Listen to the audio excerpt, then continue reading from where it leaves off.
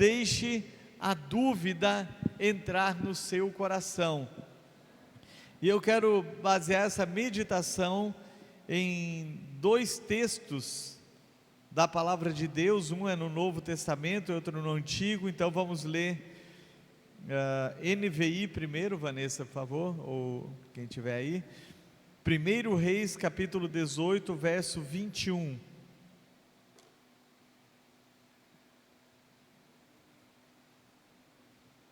Primeiro Reis 18, 21. Elias dirigiu-se ao povo e disse: até quando vocês vão oscilar entre duas opiniões? Se o Senhor é Deus, sigam-no, mas se Baal é Deus, sigam-no. O povo, porém, nada respondeu. Numa outra versão diz: até quando cocheareis? Até quando vocês vão ficar pendendo de um lado, pendendo para o outro? Em outras palavras, até quando vocês terão dúvidas se Deus é o Senhor ou se Baal é Deus? Então vocês não podem ficar na dúvida. E o outro texto está em João capítulo 20, verso 25, que é quando Jesus fala com Tomé, e ficou até o ditado, né? Se alguém incrédulo lhe diz: não seja Tomé, não é mesmo? Os outros discípulos lhe disseram: vimos o Senhor. Mas ele lhes disse: se eu não vir as marcas dos pregos nas suas mãos, não colocar o meu dedo onde estavam os pregos, e não puser a minha mão no seu lado, não crerei. E Jesus, no verso 27 agora, verso 27, Jesus se apresenta ali e Jesus disse a Tomé: coloque o seu dedo aqui, veja as minhas mãos, estenda a mão e coloque-a no meu lado, pare de duvidar e creia. Pare de duvidar e creia. Então, a dúvida é uma condição psicológica ou sentimento caracterizado pela ausência de certeza. Então, se você tem dúvida, é porque você não tem certeza. É exatamente o oposto da certeza, o oposto da fé. Então, Deus, Ele nos quer homens e mulheres cheios de fé, de convicção. A dúvida nunca deve habitar dentro de nós, nunca devemos deixar ela fazer morada. E obviamente essa reflexão não se refere a dúvidas do cotidiano. Tem gente que para na frente de um guarda-roupa, de um closet: que roupa eu vou vestir, né? Estou em dúvida. Não estamos falando sobre isso. Tem mulher que riu aqui, não sei porquê, eu não falei mulheres, eu falei tem pessoas. Eu não sei porque as mulheres se entregaram aqui agora. Então, eu não estou falando de dúvidas do cotidiano, de coisas simples do dia a dia. Isso é absolutamente normal. Mas quando eu falo que Deus não quer que haja dúvidas dentro de nós, é porque nunca Deus vai abençoar a ausência de fé. Ele sempre quer que nós tenhamos fé dentro do nosso coração. Então, como que a dúvida entra no coração de um cristão? Primeiro, quando ele se afasta da palavra de Deus. Quando nós nos afastamos do convívio da palavra. A própria Bíblia diz que a fé vem pelo ouvir, e ouvir o quê? Qualquer coisa? Não, ouvir a palavra de Deus. Então, a palavra de Deus, ela alimenta a nossa fé, porque Deus nos quer homens e mulheres de fé. E quando nós nos afastamos do convívio da palavra, quando deixamos de ler a palavra, quando deixamos de ouvir a palavra, o que vai acontecer? A dúvida vai entrar. Na época do profeta Elias aconteceu isso.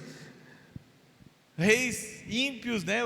Acabe junto com Jezabel subiram ao trono, não temiam ao Senhor, e eles mandaram matar quase todos os profetas de Deus. Os sacerdotes que todos os sábados ensinavam a lei, ensinavam a palavra do Senhor, no culto a Ele, as pessoas já não tinham mais acesso. Lembrando que naquela época ninguém tinha uma Bíblia como nós temos hoje.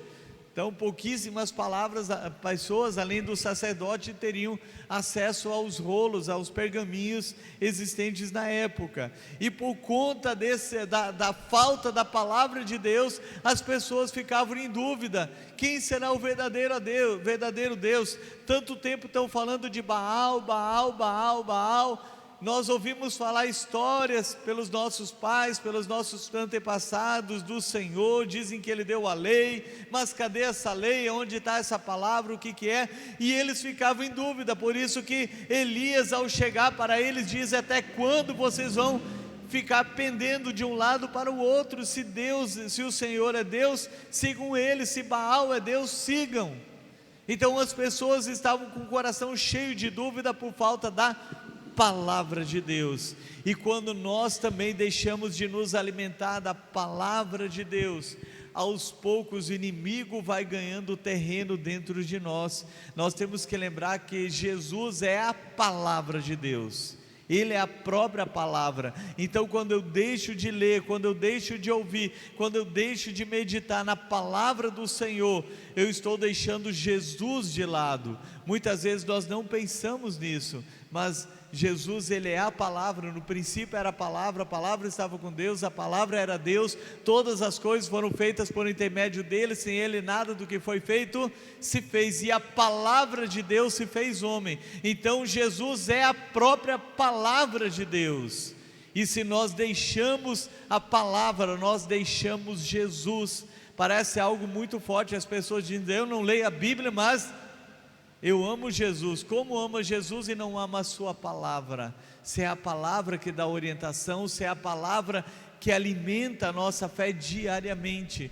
Eu só posso ser cheio de fé se eu for cheio da palavra de Deus. Então quando deixamos, esse é o primeiro passo para nós deixarmos a dúvida entrar no nosso coração, quando nós nos afastamos da palavra de Deus.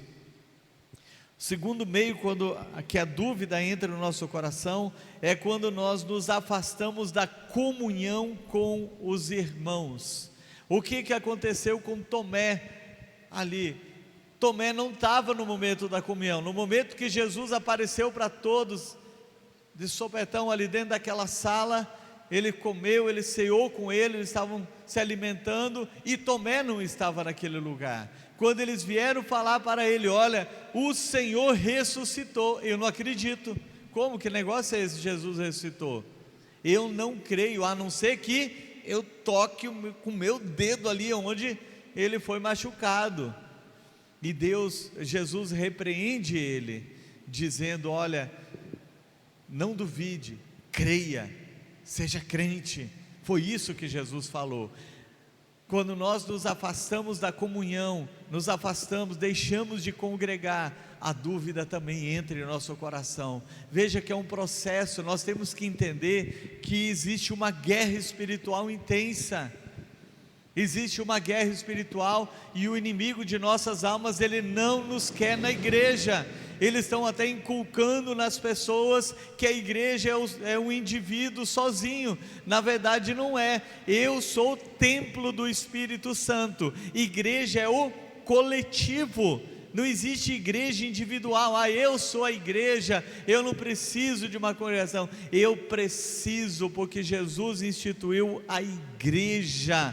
A Bíblia diz que Jesus vai buscar a igreja, está falando de coletivo, vem buscar a sua noiva, a igreja. Então quando nós deixamos de congregar, a dúvida vai entrar em nossos corações, nós começamos a fazer concessões, aquilo que a palavra também já está sendo tirada de nós, e aí a falta da comunhão com os irmãos, nós fazemos concessões com o pecado, concessões com o inimigo, concessões com aquilo que antes nós reprovávamos. Não, mas isso não é tão, é o relativismo que entra dentro do nosso coração. Não é bem assim. Eu, para ser um cristão, não preciso disso. Nós precisamos o que a palavra diz que devemos ser. É isso que nós precisamos para nossas vidas. E quando nós deixamos de congregar, então a dúvida também entra em nosso coração. Por isso que a palavra do Senhor diz: não deixe de congregar como é o costume de alguns.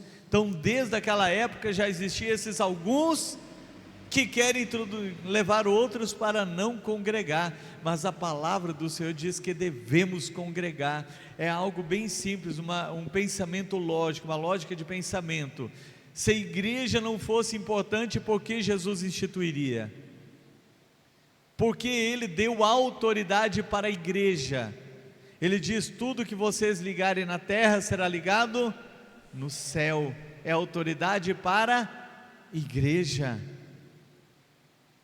Então nós precisamos, a dúvida entra quando nós deixamos de ler a palavra, e a dúvida continua invadindo o nosso coração quando nós deixamos de congregar, e Deus não quer isso de nossas vidas. A dúvida afasta o homem de Deus. A Bíblia nos diz em Hebreus 11:6 que sem fé é impossível agradar a Deus. Veja, se é algo impossível. Eu não posso dizer que o meu coração cheio de dúvidas, cheio de relativismos, eu vou agradar ao meu Deus. Não, é do meu jeito, lembrei, a gente conversando ontem, eu estava evangelizando o Senhor, e eu quis levar ele a confessar Cristo, um morador em situação de rua, e quando eu falei para ele dizer: eu sou um pecador, ele dizia: eu não sou pecador, eu não roubo, não mato, não estupro. Então o padrão dele é que ele não fazia isso, ele não era pecador, e mesmo mostrando da Bíblia, ele dizia: não, eu não sou pecador, eu não sou pecador, eu não sou pecador. E eu dizia: eu sou, até eu dizia: eu também sou. Quase pedi para os mototaxistas lá, cada um afirmar que era pecador.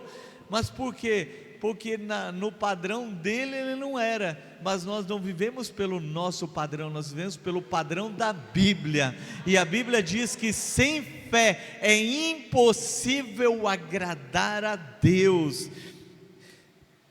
impossível agradar a Deus. Fugiu aqui um pouquinho.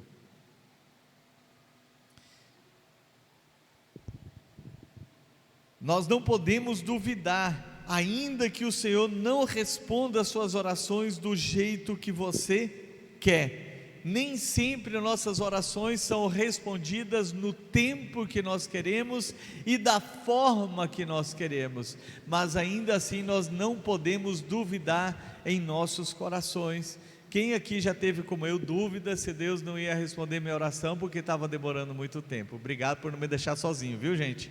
Obrigado, viu? Deixar o seu pastor sozinho. Mas é algo que nós não podemos deixar a dúvida entrar no nosso coração. Por quê? Porque nós não vivemos pelo que nós sentimos, mas por aquilo que nós cremos. Então Deus, Ele vai responder nossas orações, seja de forma positiva, seja negativa, e sempre no tempo dEle, porque Ele responde tudo na hora certa e no momento certo, no momento dEle. Para concluir essa reflexão, o diabo ele é muito sutil quando ele lança dúvidas em nossa mente, e isso ele quer fazer em todos os momentos, para que nós nos afastemos da presença do Senhor. Cabe a nós combatê-lo. Por isso que a palavra do Senhor, quando nos orienta lá em Efésios, vamos ler aquele texto ali de Efésios, capítulo 6, sobre o revestimento do Senhor. Pode continuar na NVI que você estava aí. Vamos ficar em pé para ler todos juntos esse texto, Efésios 6, do 10 em diante. Fortaleça finalmente, vamos ler juntos?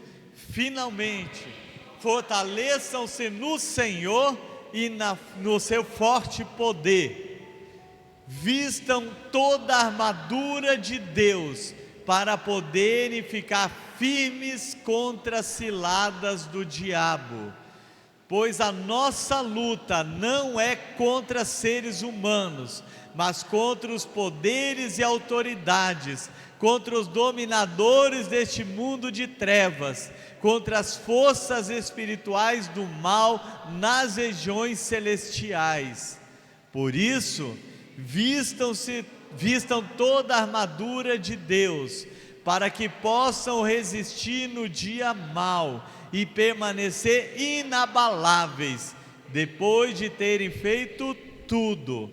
Assim, mantenham-se firmes, cingindo-se com o cinto da verdade, vestindo a couraça da justiça e tendo os pés calçados com a prontidão do evangelho da paz. Além disso, usem o escudo da dúvida, da fé, com o qual vocês poderão apagar todas as setas inflamadas do maligno. Até aí, use o escudo da fé. A fé é uma proteção para nossas vidas. Amém.